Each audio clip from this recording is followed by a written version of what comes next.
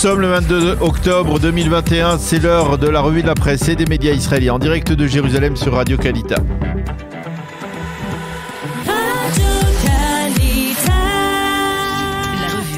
Israélienne, en direct de nos studios de Jérusalem. Et oui, et à Jérusalem, nous retrouvons Daniel Haïk et nous commençons cette revue de la presse, Daniel, par l'événement de la journée, la rencontre à Sotchi en Russie entre Vladimir Poutine et Naftali Bennett. Oui, Lana, la manchette du Israël Hayom mentionne cette rencontre aujourd'hui. Le quotidien gratuit croit savoir qu'au cours de cette première prise de contact, Naftali Bennett dira à Poutine qu'Israël a l'intention de poursuivre ses attaques contre les milices pro-iraniennes en Syrie. Ariel Boldstein explique dans son commentaire que l'un des objectifs majeurs de Naftali Bennett durant cette rencontre sera de préserver les acquis importants de Binyamin Netanyahou dans les relations entre Israël et la Russie. Au Kremlin, on entend profiter du changement de pouvoir en Israël pour améliorer certaines positions, en particulier dans la lutte contre les cellules iraniennes en Syrie. Naftali Bennett va rencontrer un leader ferme et déterminé, affirme Boldstein. S'il parvient à conserver le modus vivendi instauré sur Binyamin Netanyahou, il pourra s'estimer heureux. A noter que le Yediot Aharonot ne consacre qu'un bref encadré en page 6 à cette visite dans le moindre commentaire. Direction Istanbul à présent avec un développement qui pourrait être problématique pour Israël s'il se confirme en tout cas. Oui, c'est le second titre qui revient assez distinctement hier soir dans les journaux télévisés, sur les sites d'information et dans les quotidiens du vendredi. Ce matin, il s'agit du démantèlement en Turquie d'un réseau qui, selon les autorités turques, serait un réseau du Mossad israélien. Le journal explique que la police et les services de sécurité turcs ont arrêté une quinzaine de citoyens, d'habitants arabes apparemment. On ne sait pas s'ils sont tous de citoyenneté turque, qui aurait eu pour mission d'espionner les activités de la direction du Hamas en Turquie. Ce réseau pourrait être impliqué dans la disparition mystérieuse d'étudiants palestiniens proches du Hamas qui étudiaient en Turquie ces dernières années. En marge de cette affaire, les médias israéliens ont repris hier des rumeurs sur l'état de santé de Tayyip Erdogan qui se serait détérioré. Et puis, un des titres les plus intéressants ce matin dans le Maharif se rapporte à la crise avec la compagnie israélienne NSO et à une répercussion presque dramatique.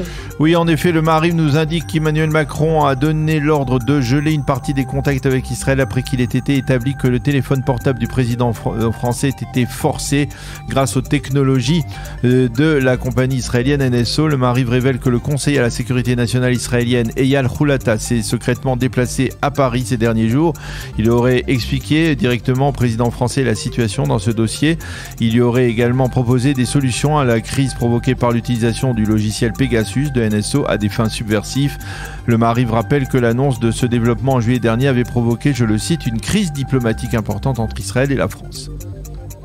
Au chapitre politique, un mot de ses commentaires sur les développements importants de ces derniers jours dans la classe politique israélienne. Oui, Amnon Lord revient ce matin dans le Israël Hayom sur cette fameuse loi anti-Bibi que tente de promouvoir le ministre de la Justice Gidon Sa'ar et qui consiste à empêcher tout député qui serait inculpé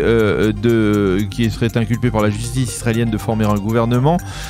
Amnon Lord se dit persuadé que cette loi anti-Bibi va provoquer une crise constitutionnelle et politique en Israël et qu'il s'agit là d'une atteinte à la démocratie israélienne. Car en effet, si le Likoud décide malgré cette loi de voter sa confiance à Binyamin Netanyahou, que se passera-t-il alors, se demande Amnon Lord. D'ailleurs, les quotidiens et les sites d'information mentionnent également ce matin l'appréciation du conseiller juridique du gouvernement Mendelblit, qui est sorti d'un silence prolongé au cours des derniers mois pour affirmer que cette loi n'était pas personnelle contre Netanyahou et qu'elle était tout à fait constitutionnelle.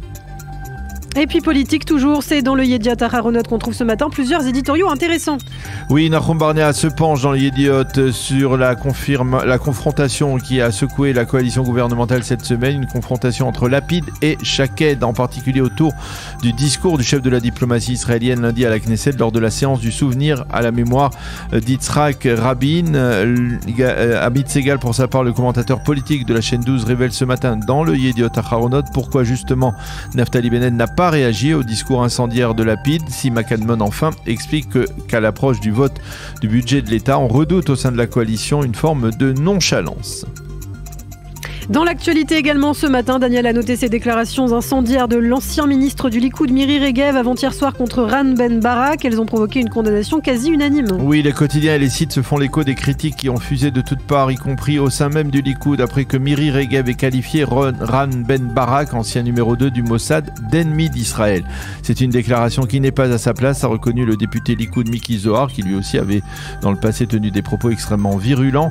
On ne peut pas parler d'un homme qui a consacré sa vie à la sécurité d'Israël en de tels termes, affirme-t-il, et ces critiques reviennent dans les bouches de Bezalel Smotrich et d'Ophir Akonis, mais Yaakov Verdugo, qui partagent souvent les idées de Miri Regev, lui aussi dans le cas précis s'insurge dans son éditorial ce matin en première page du Israël Hayom contre ces déclarations. Et puis dans le Yediot Aharonot, on parle du métro de Tel Aviv que l'on voit effectuer son premier parcours. Oui, Nadav Eya, l'éditorialiste du Yediot Aharonot, a eu le privilège d'être dans la première rame de métro qui a circulé hier sur le parcours du fameux métro tel-avivien. Il parle d'instant historique qui, selon lui, a concrétisé parfaitement le véritable problème, le fait que l'État d'Israël ait laissé à ses hommes et femmes politiques s'éloigner de toute amélioration du niveau de vie en Israël. Enfin, pour terminer, le Haaretz de ce vendredi matin consacre une longue page à la crise climatique. Oui, et d'ailleurs, le titre accrocheur que l'on retrouve ce matin en page d'ouverture du site du Haaretz est le suivant: pourquoi donner naissance à des enfants s'il n'est pas certain que le monde existera lorsqu'ils seront plus grands ?